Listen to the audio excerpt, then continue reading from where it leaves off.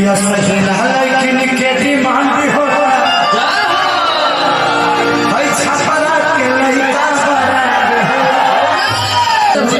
जरूरत पे पैसा करना है। अगर हमारे बाबूजी के तबीयत खराब हो जाओ ना तो खिसरिया बॉम्बे बा, लेकिन वह सबसे मोहब्बत बना तो एक बार लाइव आके बोल दे कि हमारे पापा की तबीयत खराब है तो शायद पैसा से ज्यादा भी तो जिंदगी में मैं सबको यही बोलना चाहता हूँ कि पैसे से ज्यादा उस रिश्ते की अहमियत देना जो रिश्ते आपके लिए हमेशा खड़ा रहता है। हम कुछ पल के लिए पैसे के पीछे भाग कर उस रिश्तों को खो जाते हैं। मत खोना भाई।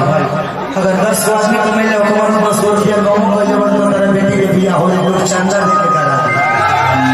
जिंदगी में हर उस इंसान से जब रिश्ता बन जाए तो अगर वो गाली देता है तो उसके प्यार में याद करना वो गाली बहुत छोटी नजर आएगी। किया सही लेकिन के डिमांड हो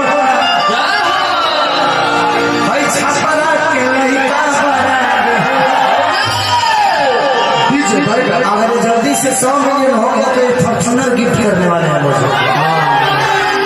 जल्दी हो जाएगा एक दिन में कम से कम 200 बार सुना लो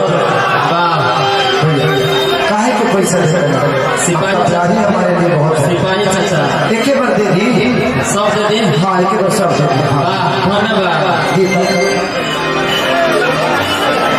चलिए सिपाही भी अभी तरफ से बहुत पुरस्कार बा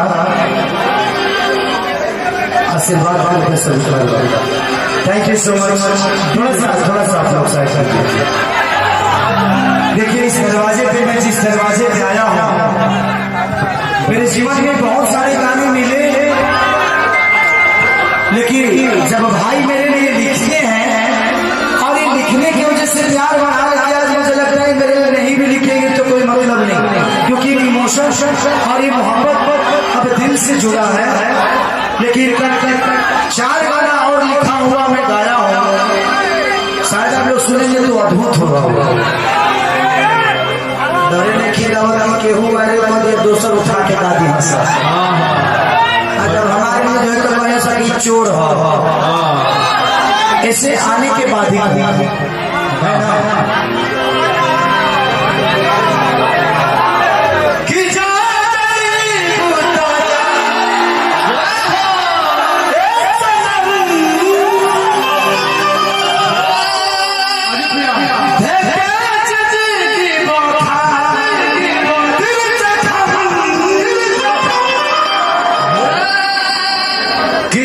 सोचा हमारा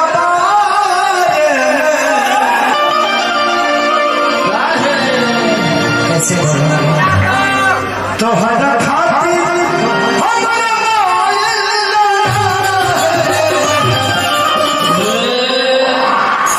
चलिए हमारे